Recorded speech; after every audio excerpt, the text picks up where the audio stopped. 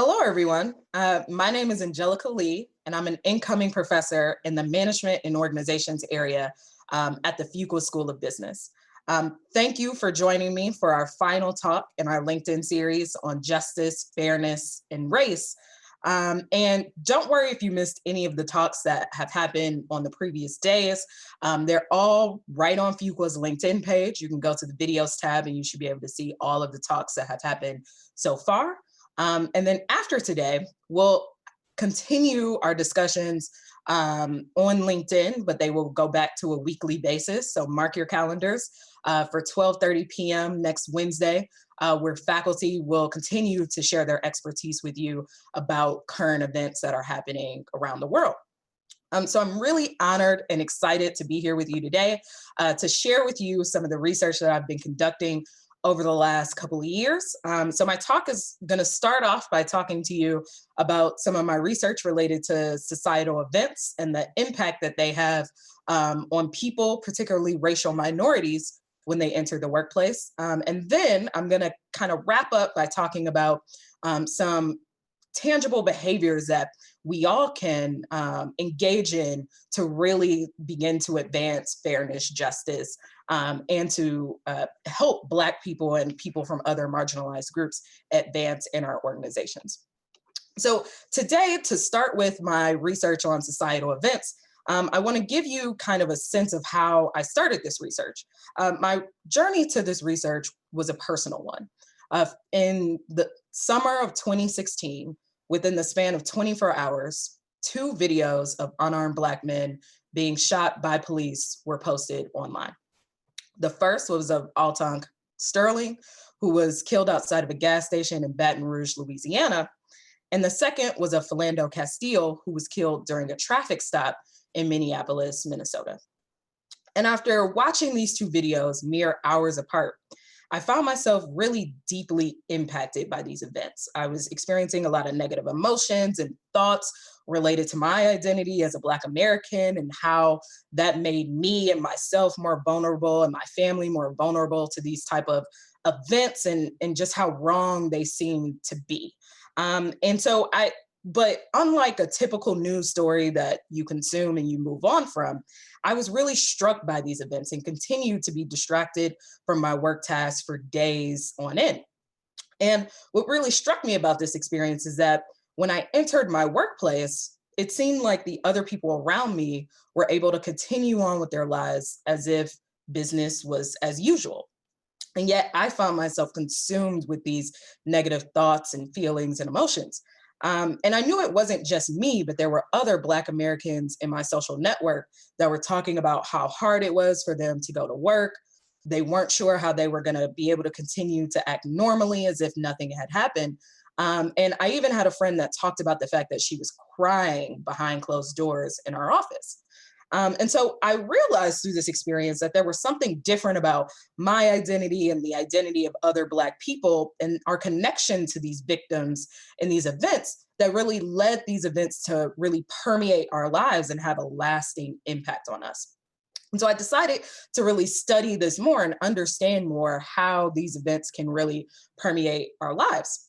And what I found in my research is that when certain societal events happen, we can make the inference, and when I say we, I mean, the media or you and I might make an inference that an event happened to someone or someone was targeted or threatened in the event because of their social identity, their race, their gender, their ethnicity, their religion. And when we make this inference that this event happened because of social identity or people were harmed or targeted because of their social identity, it leads other people that are in that group to also experience threat, and that threat remains alive for a while.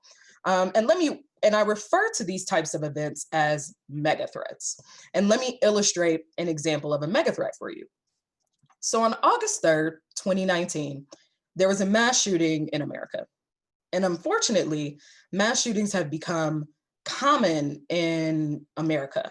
And we all kind of live in some level of fear that one of these things is going to happen in the places where we are or our loved ones are. But this mass shooting in particular was a little different. It felt less random. This mass shooting occurred at a Walmart in El Paso, Texas. And as details about the shooting came out, as we learned that unfortunately and tragically 23 people lost their lives, we also learned that the shooter seemed to have picked his location and targeted people because they were Mexican. And so what I find, and so that is by definition a mega threat. These events that happen where people make the inference that people were targeted or harmed because of their social identity. And the consequences of knowing that you could be targeted simply because you are a Mexican or more broadly defined, identify as Hispanic or Latino, is important for other people that are in that group. It leads to this heightened level of threat where people are worried about violence and discrimination that may happen to them in their own lives, to their family members. And this really is something that remains alive when people enter the workplace or they go to work. And I've run a couple different studies centered on a variety of mega threats. And I'll just describe in detail to you one study that really illustrates this point. So during my dissertation work, I recruited a sample of white and Black professionals, working professionals. And I surveyed them before an event occurred and after an event occurred. And so in the survey before the event, I didn't find any racial differences between the sample in terms of their productivity or their engagement in the workplace or even their social connections with their work colleagues. That is to say, both white and Black professionals experienced generally high levels of productivity, engagement, and they felt connected to at least a few of their work colleagues and had friends at work. But then I resurveyed these people or these professionals after a mega threat occurred. And the mega threats that happened in this study were twofold. The first was Amber Geiger, who was a white police officer, former police officer who was convicted of killing Botham Jean, entering his apartment. He was a Black man, and shooting and killing him. And when that conviction happened, again, police violence and brutality were in the news. And then a couple of days later, a Black woman by the name of Atatiana Jefferson was shot through the window of her home by a police officer who was supposed to be there to be checking on her wellness. And so again, these are two mega threats that really had to do with Black Americans and police brutality. And what I found is in the wake of these mega threats, that now the Black professionals in my sample were experiencing significantly higher levels of threat, and that this threat was really permeating their experiences at work. They were experiencing lower levels of work engagement, and they were even actively avoiding some of their colleagues in the workplace. And I found that these results were the result of a process that I call identity labor. And that's this process where racial minorities in particular tend to have to cover their emotions and their thoughts about their race and other experiences that they may be having, because these are simply things that we don't openly talk about in organizations. So instead of being able to talk about these events and talking about their experiences and their own experiences, maybe with police brutality, they had to cover up their emotions, and it led to these negative downstream consequences of lower engagement and social connections with their colleagues. And so in summary in this work, what I find is that these events that managers or leaders may typically ignore have important consequences for racial minorities at work, and it can really lead to a lower sense of belonging and engagement in the workplace, and therefore is something that organizations need to continue to grapple with, how they can make environments more inclusive so that we can all talk about these types of things in our workplaces more. And finally, I want to talk to you about what you can do. So over the last week, you've maybe tuned in and watched multiple talks. My colleagues come and tell you about their research on justice, fairness, and race. And you may be asking yourselves, what can you do next? So in the first paper that I published about megathreats with my co-author, Shmuel Melwani, who is an associate professor at the Keenan Blagler Business School at UNC, we talked about these negative consequences that may happen as a result of megathreats, but we also noticed and had done research and found that these events could also have some positive or functional consequences. And what we found is that when these events happen, because they so deeply impact our social identities, they really can galvanize employees or lead employees to really engage in behaviors where they're now speaking up and speaking out about injustice within their own workplaces. And we call these behaviors positive deviance. And the positive deviance is an academic term that refers to intentional behaviors which depart from organizational norms, but they do so in order to benefit a marginalized group. And the two forms of positive deviance that we focused on, the first was employee voice, which my colleague Hamat talked about a bit yesterday. But this voice is really speaking up in regards to racial injustice that is happening in the workplace or in your own organizations. And the second form of positive deviance that we talked about was relational bridging. And relational bridging is about cultivating authentic relationships with your work colleagues or your friends that are different than you. And when you're doing this, when you're in these relationships where you have identity differences, maybe they're cross-race relationships, a lot of times you'll find that we tend to focus on our similarities. Sometimes simply race never comes up in these relationships. But we find that when people actually talk about their differences, they're engaging in a bridging and allowing understanding to develop that is really positively deviant, because both of these behaviors go against the norms that we simply don't talk about race in organizations or in the workplace. My colleague Ashley Rosette talked about this in the first video in this series when she talked about the historical roots of race in the US and the fact that people are just so uncomfortable talking about race that most of the time we stay silent. And so you might find that in your relationships with your work colleagues that are different than you, then that race may have never come up, even though we know that racial minorities are having different experiences and race-based experiences in the workplace. We may never talk about this in these relationships. And so relational bridging really involves bridging that gap. And so in our first paper, we talked about positive deviance as something that would typically happen for Black Americans in the wake of a mega threat like the murders of Ahmaud Arbery and Breonna Taylor and Rayshard Brooks and George Floyd. These may lead Black Americans to engage in more positive deviance. A prominent example of this is in the summer of 2016 when two Black NFL players, Colin Kaepernick and Eric Reed, decided to take a knee during the playing of the US national anthem.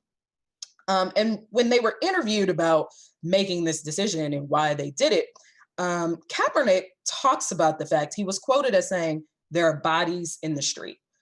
He could no longer stay silent about police brutality that was happening. And he felt like he couldn't just be a football player. He had to incorporate being Black into his identity as a football player and talk about and openly discuss racial injustice in the NFL and with the reporters. It's no surprise that this behavior happened only a couple weeks after the two shootings I talked about in the beginning of my talk, the shootings of Alton Sterling and Philando Castile. These events are really motivating factors that lead people to engage in this behavior. So if you're asking yourself, how can you help or what can you do? At first I thought that this may be something that would only happen for minorities, but it seems that these events are really galvanizing others to engage in positive deviance. So I encourage you all to develop a practice of engaging in positive deviance. And what that means is that you're engaging in behaviors where you're openly talking about race, you're developing deeper and more authentic connections with your work colleagues that are different than you, and not just today or next week in the wake of these mega threats that are still alive for all of us, but in the weeks and months to come, you're continuing to engage in this conversation. You're continuing to learn about these lived race-based experiences that we all have. And to do this is courageous. It actually goes against norms. And so I encourage you to continue to do that. Secondly, I encourage you to engage in more employee voice. Engage when you see discrimination, when you see bias, call it out. In a video last week, Aaron Kay talked about positive stereotypes and negative stereotypes and how they creep into our experiences in the workplace. Now that you're more knowledgeable about these things, speak out about them. Confront racism when you see it. It's only then that we can begin to begin the process to dismantle these stereotypes and really dismantle racism. And finally, act. Leaders in organizations have a lot of power to enact policies and procedures, to convene town halls where we talk about race. And there's a lot of that activity that's going on right now. What can we do? What are the policies and procedures that are going to last and continue to happen and can even be a way to become more inclusive as the pandemic recedes and we can all be face to face again? And if you're not a leader in an organization, you still have a lot of power. The New York Times bestseller list right now can tell us that a lot of people for the first time are educating themselves about race and racism in this country. Now that you have this education, use it, enact it, become members of the diversity and inclusion committees within your organizations. If there isn't one, start one. Attend employee resource groups events. There are a lot of employee resource groups within organizations that are dedicated to African Americans and Hispanic Americans and women. And a lot of time what happens is only people who identify in those groups end up at those events. But if these last couple weeks have taught us anything, it's that when white men and white women and black women and black men and Hispanic men and women and all of us come together is when change actually occurs. It's when we're able to identify the spots and where we're weak and vulnerable and where things are biased and really create change. And so I encourage you all to continue to develop this practice of positive deviance and realize that as I'm talking about it, it might sound very inspiring and something that you're just going to commit yourselves to doing, but it really takes a lot of courage sometimes to speak up if you're a lower level employee in a meeting and you hear your boss say something that's discriminatory. In that moment, it's going to take you really harnessing your courage to speak out against that because it's not something that people typically do. So I encourage you to continue to develop that muscle and continue to engage in these acts to move things forward. And with that, I'll start to take some questions.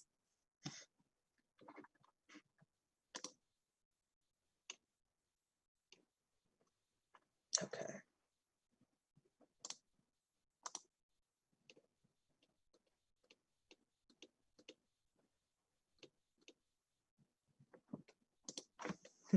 What do I hope people will take away from this talk? Well, I think the biggest thing I want people to take away is two things. I think first is an awareness that we really carry our experiences and the things that happen to us and these societal events with us into work. And into work kind of has a different definition for all of us now with the coronavirus and the pandemic happening. But when you're on a Zoom call, you don't shut off all of the world, right? And I think people are realizing that more as we're going through the pandemic. But I would say that continuing to have this awareness is important.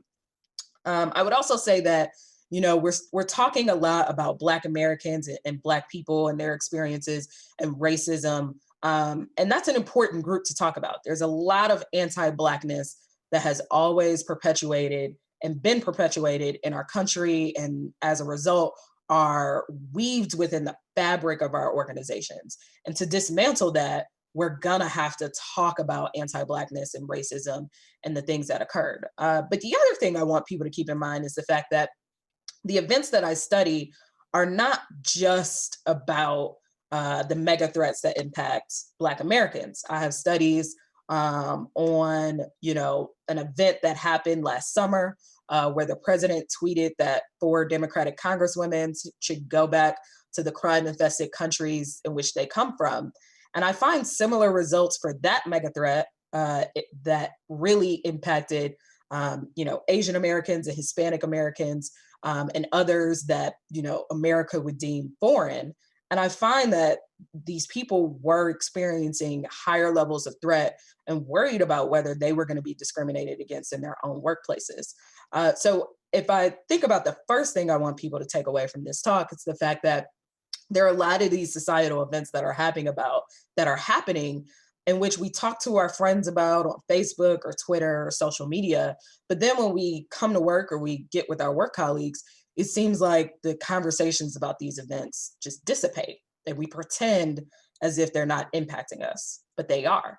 And so I would love one thing for people to take is to this awareness, but then to also start to find ways to really make yourselves be a place where others can talk to you about their experiences related to these events.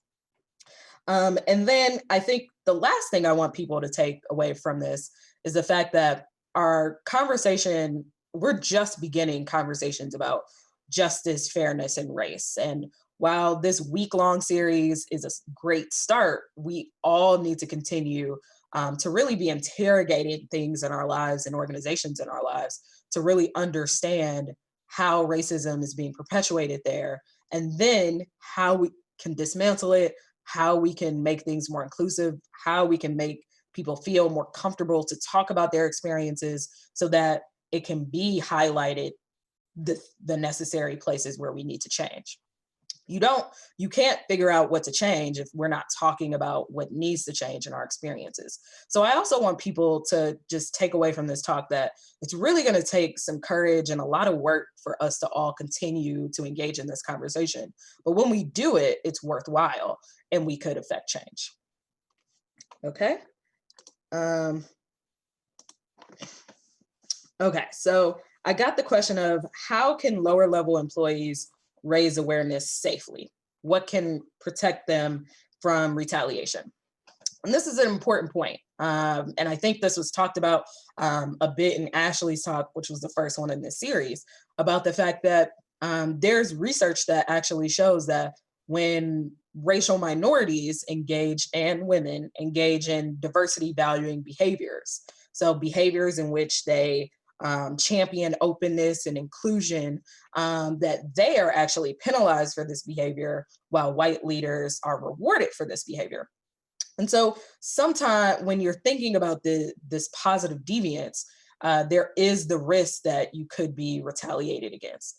And so I think the way to engage in it safely, is kind of twofold. One is to work at really building a coalition. And, for myself in particular, I know that as I've begun to be more committed to using my voice and my platform, I've also been more committed to talking to people who are different than me, that are higher status than me about these issues that are occurring.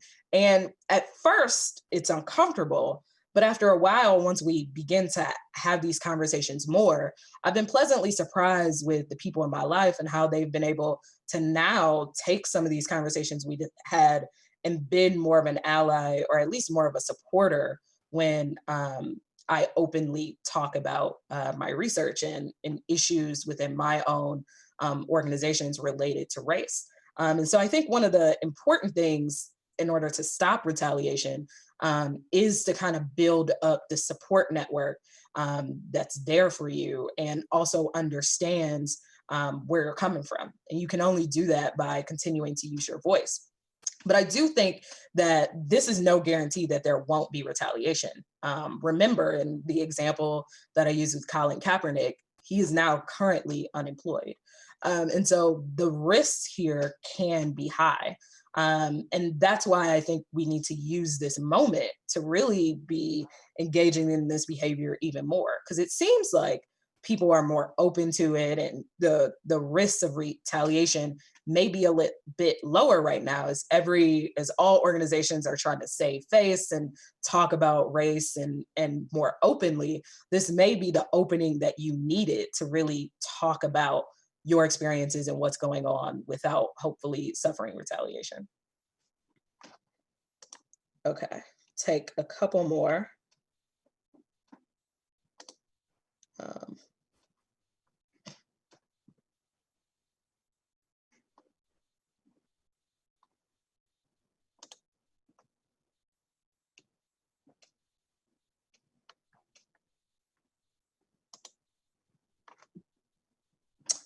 So there's a question about large companies mandating trainings or implicit bias trainings to basically solve for inclusion efforts. And there's a question about whether this actually works and if companies should change their focus.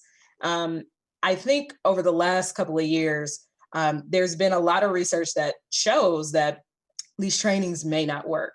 And actually, probably, if I'm being honest, don't work. They don't solve the problem entirely.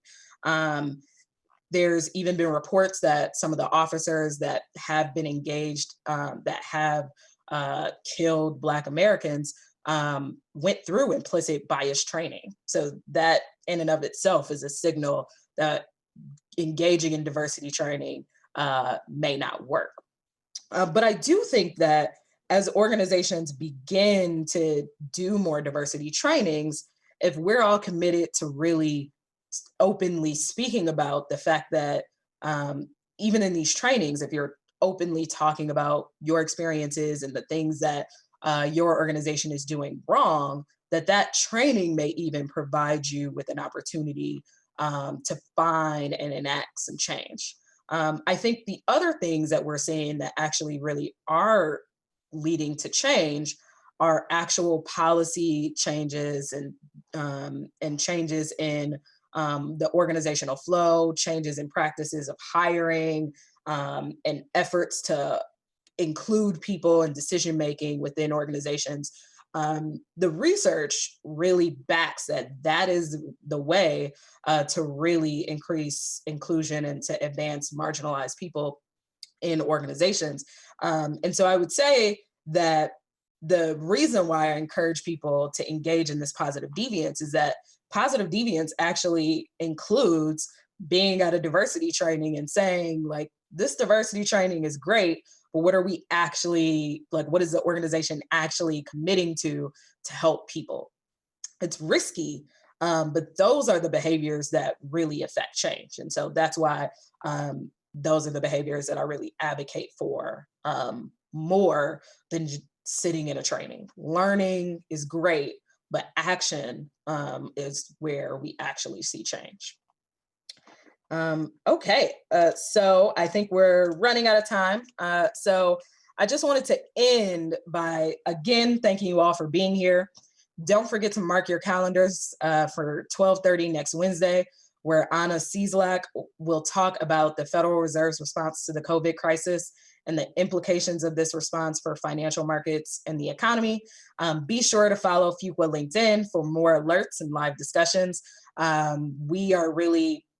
We've been really honored to share our insights with you all, and this engagement has been great. So we'll continue that. And I will end by just encouraging you once again to continue to talk about race, continue to talk about justice and fairness, and to really plot out and figure out what you can do within your own spheres of influence to affect change. We all have way more power than we give ourselves credit for.